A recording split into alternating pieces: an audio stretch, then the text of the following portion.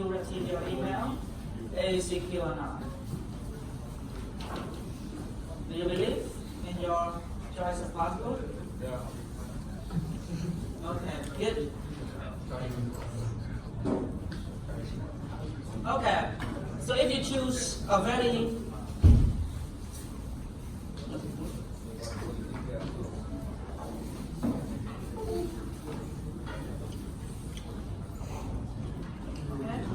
if you choose the password very simple and it's very easy for people to get it. Okay? So if you choose very poor password, then it's very vulnerable to the what called dictionary attack. So dictionary attack. So the requirement could be only a length. So if your password meet the requirement, they may have maybe a dictionary word. So dictionary have like list of words you see in the dictionary. So if your password is that the size of the words in the dictionary, then it may be vulnerable to dictionary attack. And dictionary attack, so I mean only words only. So of course when you choose a password now, you don't choose only simple words like I am Stephen, no, right? And so dictionary of common words can be used to set to be used as a set of password that you try. So they try all. So they will try all the words in the dictionary as your password to see whether which word matches with your password, and then you use that password. The thing is, it's very fast because the dictionary doesn't have so many words, so they have the list of words and they try those. But really fast, but it may not succeed because, of course, you don't choose a dictionary words as your password, right? For example, like intervention is some words that you see in this word that normally we don't use it.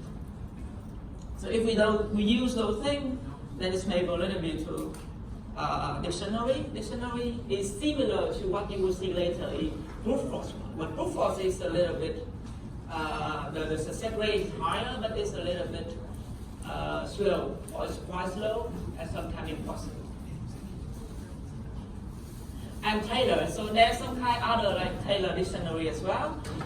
Maybe not exactly the words in dictionary, but some others.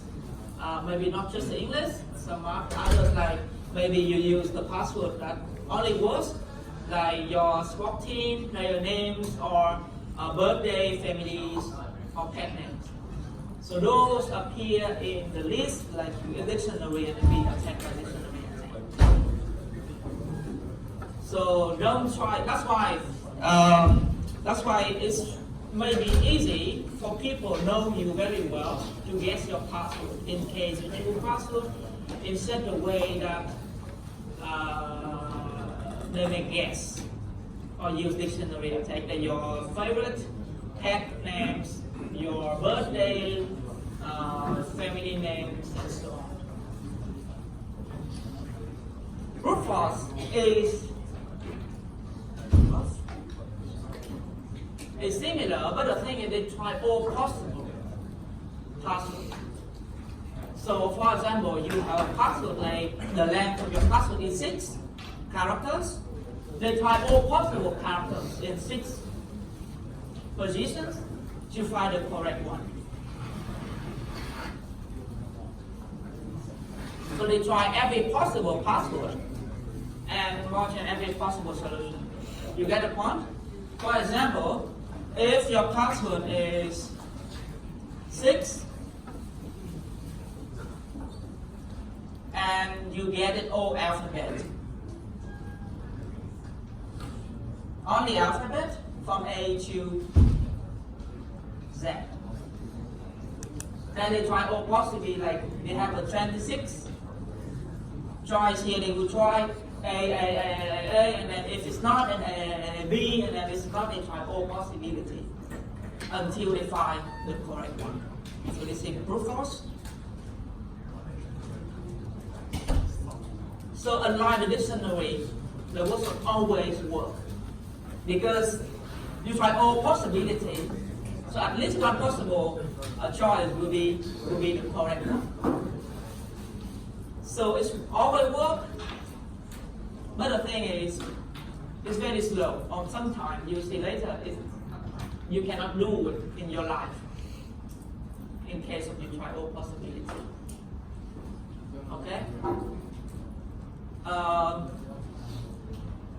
Yeah, maybe the factor that you may spend more than your one life to get the correct password, and we need to change the password regularly, so making the target is more difficult. As I said earlier, you start with A, then try A, B, A, C, and so on, and until this Z. And then if it's not the 2 character, then you choose 3 character, and so on. You try all possible solution that you may think of.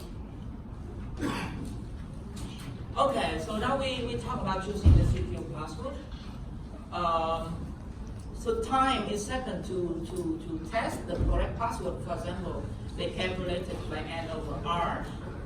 So N is the size of all possible passwords, and then R is the number of passwords that you can guess in 1 second.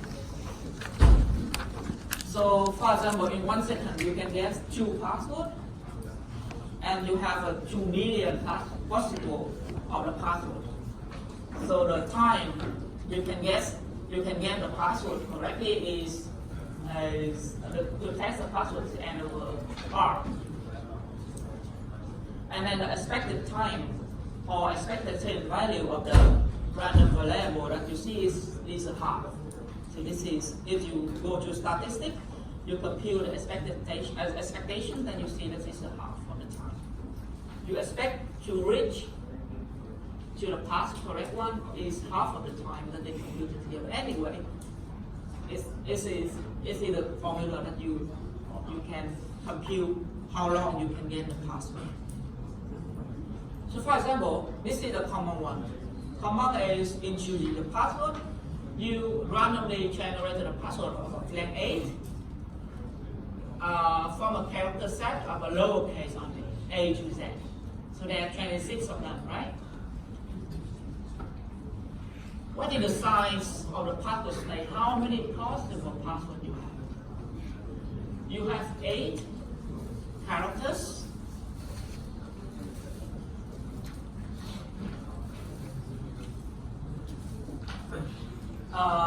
Sorry, next time I will try to find the black one so that you can easily see it. I have no choice. So you have 8, 1, 2, 3 up to 8 characters. And every position here, every bit here, or every position, they have 26 joins from A to Z, right? So the first you have 26 joins, the second you have 26 joins, and so on. So in total, you have 26 to the power 8 choices. So this is the total number of possible passwords. And if you can guess you can check 1,000 passwords a second, then it may take you 6.6 years to test all the passwords in order to find the correct one. Okay, and this is the very fast, right? 1,000 passwords a second. And even though this is a very easy case, like from A to Z, only small characters, it's already taking 6.6 years. So you may think of, if you choose more complicated one, then how long does it take you? Only the longer length. 20, password length of 20, for example. And this will be 26 to the power 20. This will be the half. Okay?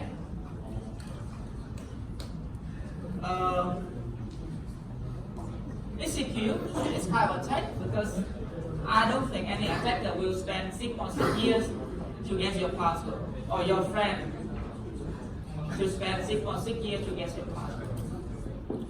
But it's very hard to remember. Why it's hard to remember? Because you choose randomly.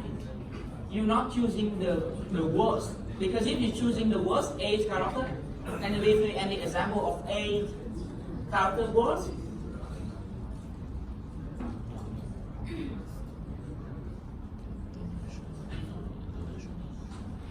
cars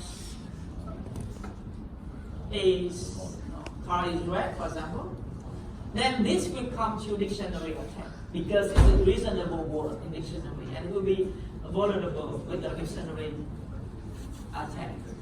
So you choose randomly, like A, or then Z, and then B, and so on. But it's very hard for you to remember. Okay? Yeah, if you choose like more than 10 and so on, you get more difficult and long. And how can you evaluate the hardness of guessing your password by brute force attack? This is, you have to consider is the definition of entropy. So entropy is to do with information content and randomness and uncertainty. So in this context, then you may think of how many percent you can guess the correct password. If you give me one, so I have a length 8 password, and you give me the guess, how many percent that the guess is correct? If I tell you, okay, my password is one number from 0 up to 9, and if you give me one guess, then how many percent the guess is correct? 1/10, right? Because there are 10 possibilities. Then 1/10 is the correct. Is correct. It is the possibility that it gets correct. So think of it in the context of password. So they think of entropy. So entropy is measured in bit. It's not measured in what you see there. It's measured in bit. So for examples, if or later you see example. Instead of computing in terms of probability that I mentioned, it's measured in bit. Like if you have a 2 equally likely option, you have 1 bit. You have 4, then you have 2 bit.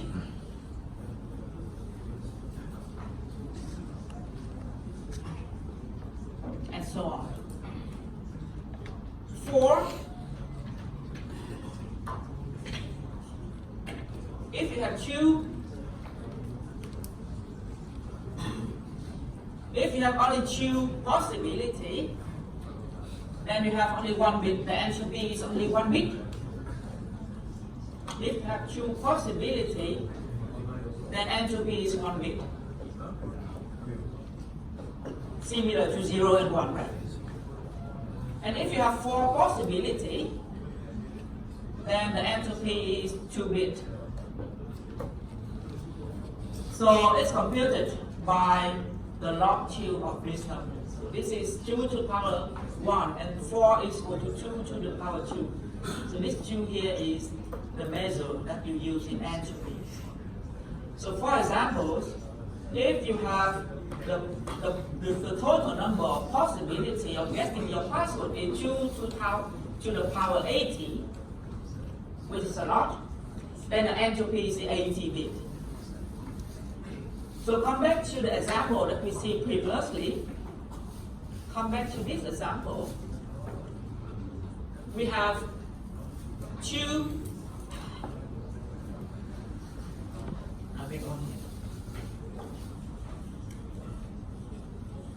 So if you have the password length 8, and then the total size is 26/8, And what's in the entropies here? If you take the log 2 of this, gives you the entropy, and this is A times log 2 of 26. So log 2 of 26 is around between 4 and 5. So this is greater than 32 and smaller than 40. So it's somewhat here. So that means your entropy, the entropy of your password is greater than 32. Okay? So this is computed by bit. Yeah, here, if you have an n possibility, then the entropy is a log 2 of n. Easy, huh? Just compute the numbers of possibility, and then you take log 2 and you get the entropies of the password. And the larger, the bigger the entropies is, the more secure of your password is. Can you see why? So if the entropy is big, that means the number of possible passwords is really big. That means if you guess one password, then the probability of the correct guess is very low. For example, if you have in these situations, you have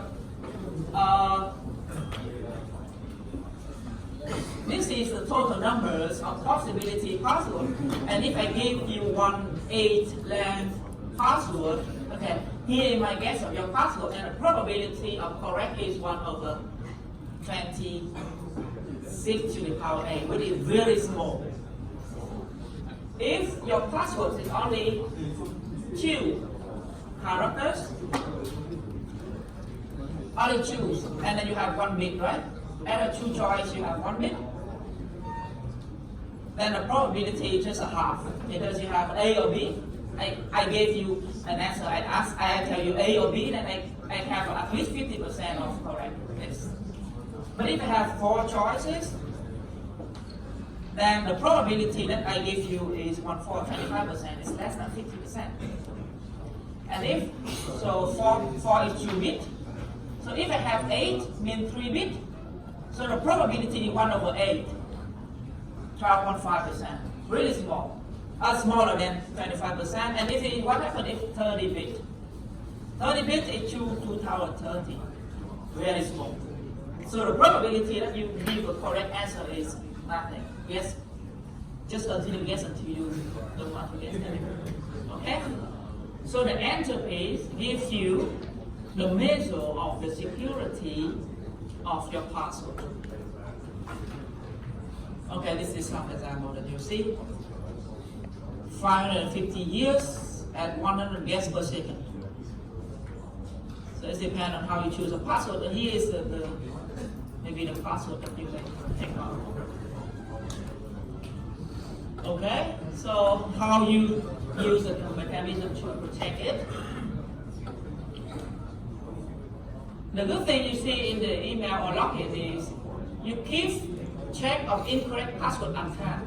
You don't allow them to try as many as they want. Just allow them to try in a certain number of times, like 3 times a term. If it's not correct, you cannot log in anymore. Okay? Like you have a threshold and raise an alarm and try to chase the intruder. Later you see that the attacker can use it to perform the denial of services attack. And later you will see in the lectures. If they slowly process the password, it doesn't make much difference to a legitimate user, but it makes a larger process speed of an attack later. But anyway, the good thing is keep track of incorrect account. It's a very wisely used way to protect your password. You cannot try to log in as many as you want.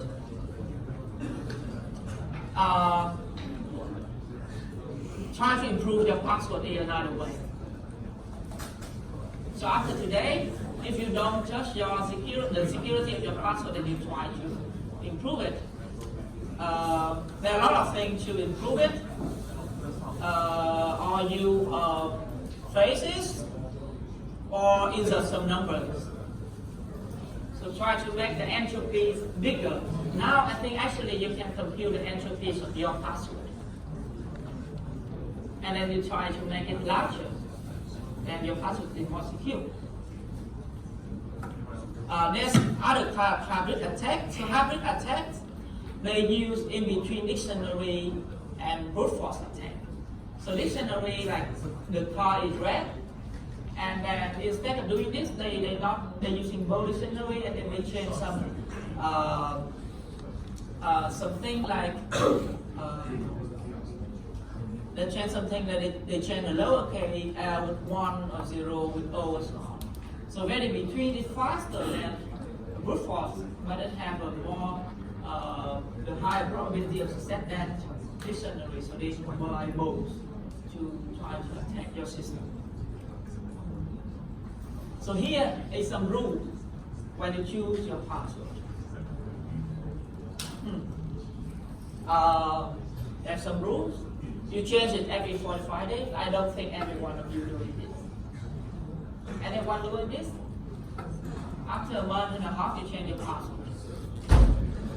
So there's a system, especially in University of Waterloo, they will require you to change password at least like after 1 year, you have to change your password. So minimum length is 8. Okay, this is the recommended length at this moment. We don't know in future because the more power of computing and so on, then the length is high. I think previously the recommended length is 6, but now it's go to 8. So depending on the power of computing, that how fast they develop.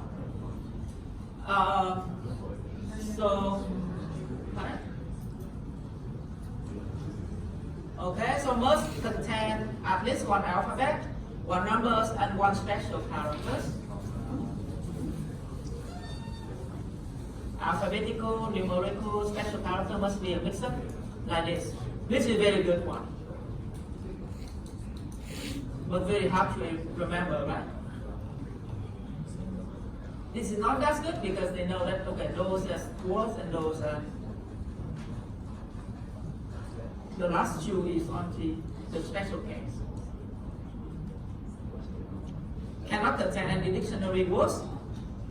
You shouldn't reuse any previous 5 password because every month and a half you change, and then you shouldn't use previous 5. After 5 failed login attempt, the password is locked for several hours. So this is a rule of choosing your password. Okay, can you computing the entropy of this? You may think of it, right? If you have O alphabet, you have both small case and upper case, then you have only 52 possibility. And if you have number from 0 to 9, then you have 52, and then you have 10 more, 62. And then if you have special characters, how many special characters you have? I don't know. Maybe 8? Then you have only 60 choices. And if you have 60 choices and your length is 8, and this is 60 to the power 8. Which is a lot. So entropy is very large. Okay, so length 8, upper, lower, special characters and numbers. It's a good choice. How can you remember? You can choose a phrase and take the first letter from each word as your password. Choosing a well-known phrase is not a good idea because it will be a dictionary attack. So if you have choosing a sentence like a Rolling Stone gathers robot, and you choose only the first characters to put into the password, or my cat Morris has a long tail and 16 teeth, then you choose the first character to put into the password. Still, hard to remember, right? And it takes you time slowly enter, okay, mine is M, and and so on. And then typing slowly is not that good as well. And we see earlier. So choose wisely, okay? Okay, so we have a lot of guessing. So you see that you have online guessing, and we have offline guessing. So online guessing is you log in online, you try to guess. And offline is when someone can get into your system and do offline. I mean, can do how many times they want. Yeah, so offline attack can occur if intruder access the password file of your computer. So can access your computer or can get the password file. So normally password will be saved in one file, especially like in Linux, you see later. They save in one file. If they have no file, they will try to guess the password. So, or if the transmission of a password intercepted, say in login to a website incident, when you log into a website, and then they may steal the information of the website. They attack the website first and then get your information. Or you see later that, you see previously that the Trojan horse, they make the general website that you try to enter and they cancel the information there. Of course, the interception, that maybe is not a visible password, but it's some function of password. Okay, maybe some function of password, possibly an encrypted or hacked version that you see later. And this is related a lot to communication security and cryptography, but you may look at other courses more on cryptography.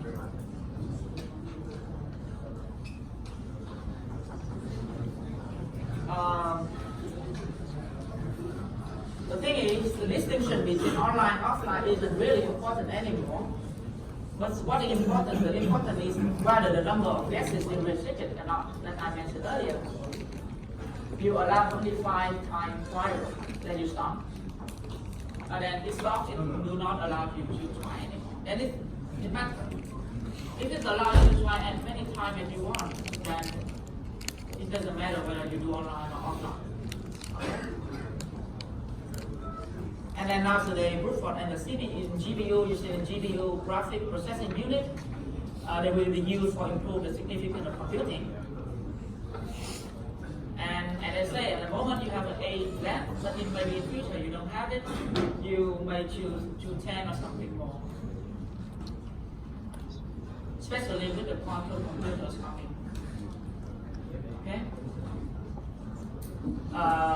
Yeah, so here is somehow the system protect your password. The password in the system have to be well protected. And in Unix, user passwords are not stored, but the hash of the password is stored. The hash of the password is stored. This may be vulnerable to offline password guessing, so this file also must be protected. Okay, so with appropriate hash information, it is computationally feasible to find the associated password. I will come to it now. So hashing is what? Have you heard about hashing? Hashing is to have you to provide the integrity of the message. So integrity is you cannot change, you cannot modify it.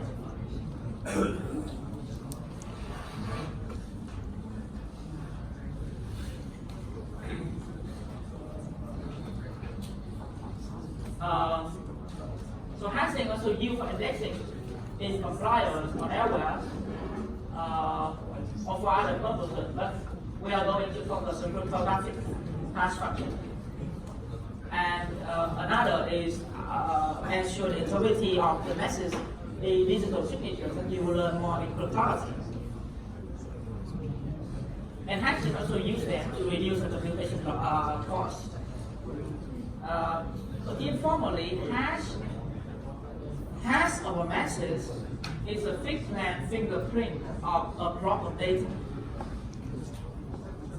But you use hash function. So hash function is a function that maps something to a fixed length value or message. So we call you have a value and you have a function which is called hash function, and they map it to compute it, and you have a hash here. And hash here, you call it the hash value or message digest. And the computation should be fast. So it's very fast. It needs to be fast to compute the hash value. So hash function is just a function that mapping any of your password, you have password like 1, 2, 3, 4, 5, into, for example, some fixed length. And they will use this as a password and will be saved in the system. So your password is not saved in the system, but it's saved in the system. Okay, like I say, the pin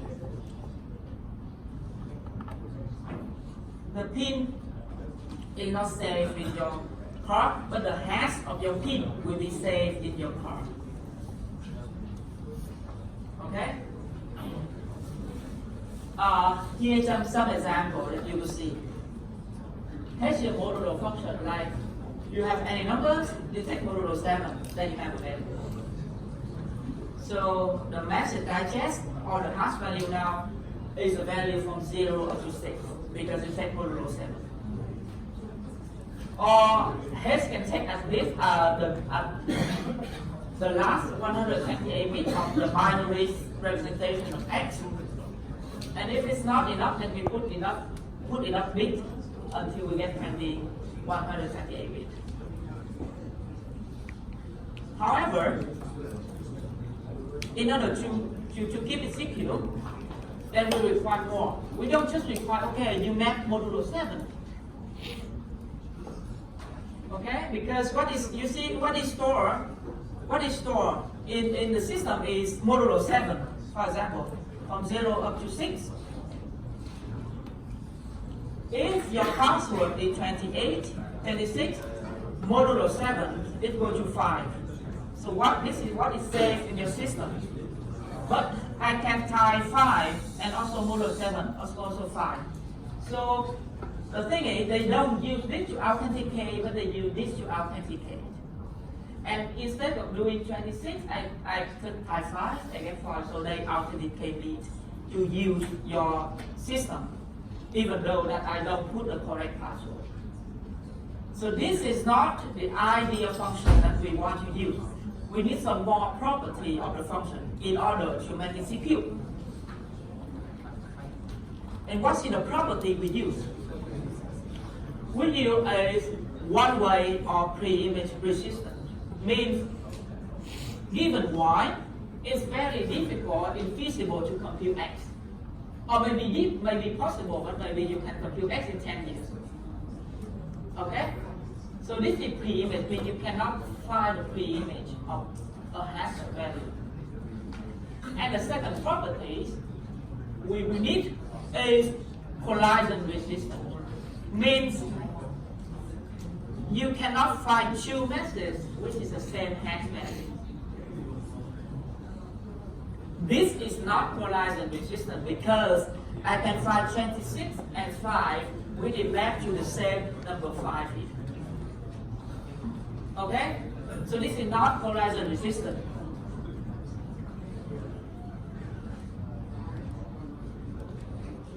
Here they don't satisfy this. So those are two properties that we will use it in order to use in the system. And you see here, this is one way of pre-image resistance. You compute when this is the hash function. You have something, your password, you compute to the hash value. It should be very easy to compute because we need to be very fast. But then given this hash value, it's very hard to compute the previous one. Very hard to compute the previous one is one way this, or very hard to find one different with map to the same thing. So this is the property of hash function that we will use in cryptography or now in the system that protect your password. Here is your function that is widely used in the system is MD5 and SHA-1. So MD5 is the most well-known and one of the most popular hash algorithms. They produce 128-bit message digest. And also SHA-1 is also adopted by NIST, National Institute of Standard and Technology in United States. They also use those. Both are problems, at least with collagen. So that means it doesn't satisfy the second property, okay? But they still use, okay? Because we don't always need collagen resistant, and it is harder to find to be collagen resistant than pre-image resistant. More you see in the CSCI 361 in the pharmacy. So even though it's not collagen resistant, but it's still used. Because the thing is, we care about the finding of pre-image more, and getting the hash function with pre-image resistant is harder than getting collagen resistant. So the thing is, okay, that means we care about giving this. It's very hard to compute this. We care about that more than you can find something else that matches the same, because we can choose the length of the hash value and how the hash work in order that finding the different one match to the same one take you a lot of time, or the probability that gives you the success is very low.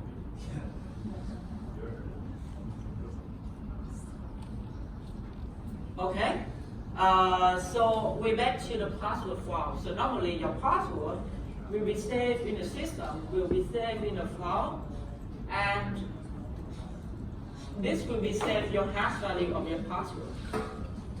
The password will be encrypted using the password node by the system and input the system. Okay, so this is more complicated, and we don't typically store the hash data, at least not anymore, and we use something called sorting. Now, the thing is, you see now the hash value, we need sorting. And what is sorting? Here is the sorting. The sort value is some random generated. The hash of the combination of the sort and the password is stored. Because the hash means if you don't have sorting, then it will be a problem.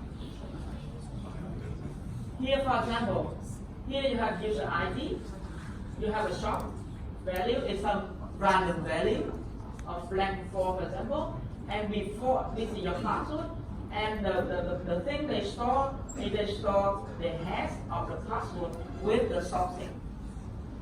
Because the sorting is make your password more secure. It's choosing random. Okay? So normally you remember the sorting and you remember the password. So it will slow down the attacker, because it will be really hard. Even the attacker needs to get your password, and so need to get the hash, the sort, in order to find the correct one. So it will be slow down the attackers. So if the whole password is disclosed, the intruder can compute the hash of a password and compare it against all the hash to see what is the correct password. This attack isn't possible against sorted system. So you see, if your password, if it's just like you have your password and you have a hash function, okay, the attacker, if attacker can know this and know all the password, because the password file may be disclosed, and if the attacker know it, then they try to compute it, and they will see what is the exact value that here that you use to authenticate the system. So, but this is in the case of the password file is disclosed. However, if you use sort system, then it doesn't work, because if the sort unknown is not able to link to the password of the users, either the same system or between other systems, without sort, this linking is possible because two users with the same password would have the same store hash. Same password would have the same store hash, but same password, different source, different sort, okay, will have different hash, even you have the same password. So the sort gives you, it's not easy to link you, okay? So using sort, it's very hard for attacker to guess the correct password and the correct sort that you use, because sort is choosing random. Password you may choose like in the dictionary way, easy to remember because you don't want to choose randomly because it's very hard for you later to remember. But you can choose some easy like I, like, care, and then you put a sort there, and it makes your password harder. You put a sort, and then you compute hands, and it's very hard to guess.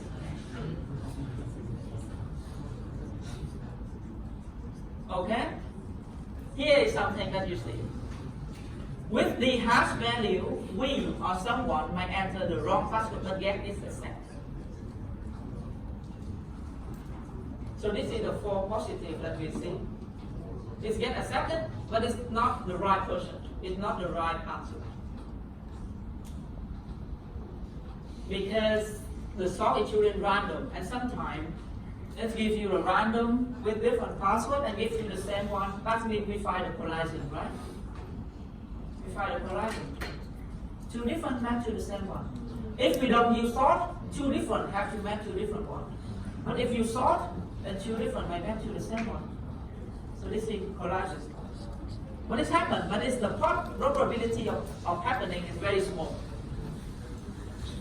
It's for positive, yeah. But it's very unlikely, you know, depend on the choice of the sort and so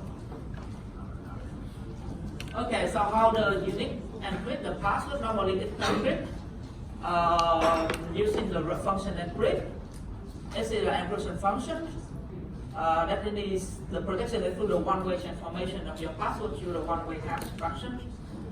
And then there's no way to decrypt it, so you cannot decrypt it. And a password has been encrypted, but you don't need it because you don't need to decrypt it. So if password is like 13 characters store a string constructed by encrypting the password concatenated with the sort. So as you see that earlier that the sort have advantage of giving different encrypted password to user with the same actual password. You different sort, you have a there's one password, you have a different value. Okay? So the sort here must be random. You cannot choose in a very small sort because the attacker can guess it. It should be random, as you see random.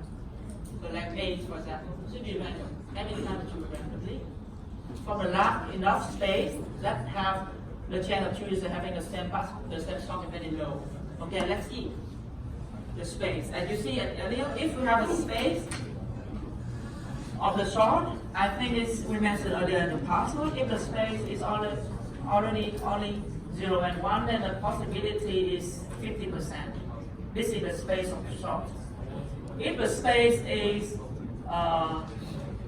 2-bit, then you have 0, 1, 1, 0, and 1, 1.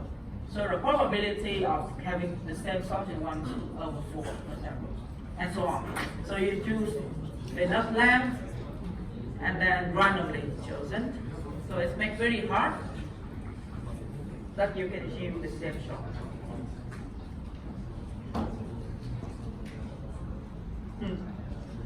For example, if create two user with a password of yellow, then they may be different because you use yellow, I can show you yellow, but then my sort is different from your sort. So this gives different password. So this is the store password in the system, and they are different even though they come from the same password. Yeah. Okay, so maybe this is maybe you look at home how they use the trick to make a password. First you put the password and you have a sort, and then sort is in the sort space. And then in the tutorial you will try to see how you increase or change the sort space to give you the security of the password. You see in the tutorial. Okay, and you're running it, and you see that even though you have the same password, but there's a different hash value.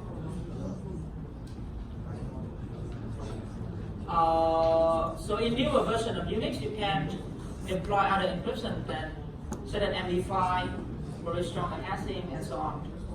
So this is more in this. And there's something that here you may read at home, that the password found is stored in the Unix or Linux system. They store both in the password file, and they store, so this is how it's stored in the password file. There's a root, there is a password, that you see the hash value of password, and then the user, the ID, and this is the syntax of, if you look at it and you see what does it mean. So instead of storing everything in the password file, they store in the password, actually the password in the shadow file. And shadow file is accessed only to the root admin only. So, and it's more secure. And this is how you can retrieve the information and the system that you may try. Maybe try in the tutorial. In the tutorial, you also do something like this. Try and then you see how many people and what is the information. So here is some example, they are different.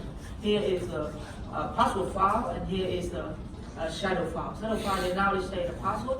Before the password file, they save the password, but now they don't. And the X here is stands for the password is saved in the shadow file. That you may look more at home and maybe in the tutorial, calculate the file and then you see it. Here, what does it mean? You save password, and here you have it. Here's no.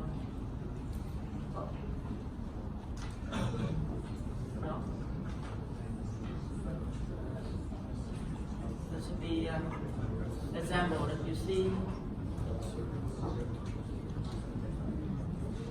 Okay, so here is the shadow name, shadow file that you may have a look, and how securely is the shadow file. How safe is it? It is safer before, okay? Because to break into the system using the password, attacker must have a valid user ID and a password. But the ID can get from the password file. The password file, they can get it, and they can get the ID easily. And then they try to do the password guessing attack. Okay? And then they try to get to the access to the shadow file. However, the shadow file, they require the root access. There were attacks that can be used to acquire a copy of shadow file without obtaining the root access directly. For example, that you will see AM2 or Telnet, they copy the shadow file, and here is some examples that they use it. And they use the string command. You will do more in the tutorial, which will get you access to abstract the string of the given length out, and then you can find the password is saved there. Okay? So here is something you can do in the tutorial, and then the code that you use string to get. So you have a shadow file, and then you want to extract the password, and you use string there. Okay. It's possible to do like hardcode of encrypted or hash form, or decrypt it or hash the password before use. So the thing is, if the attacker knows how you do the encryption and how you hash your password, and we generally do assume that they know everything. They know the mechanism of how you hash it, what is the hash function you use. This will be known to the public. Then they be used to do the dictionary or proof of attack. So one, they can get your shadow file.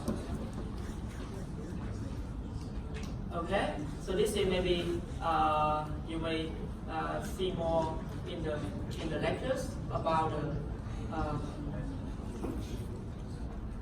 the attack with shadow file, the security of shadow file, and then the password file that you'll do more in the tutorial. Okay. Now I think we have 7 minutes break, and then we come back to resume the next section.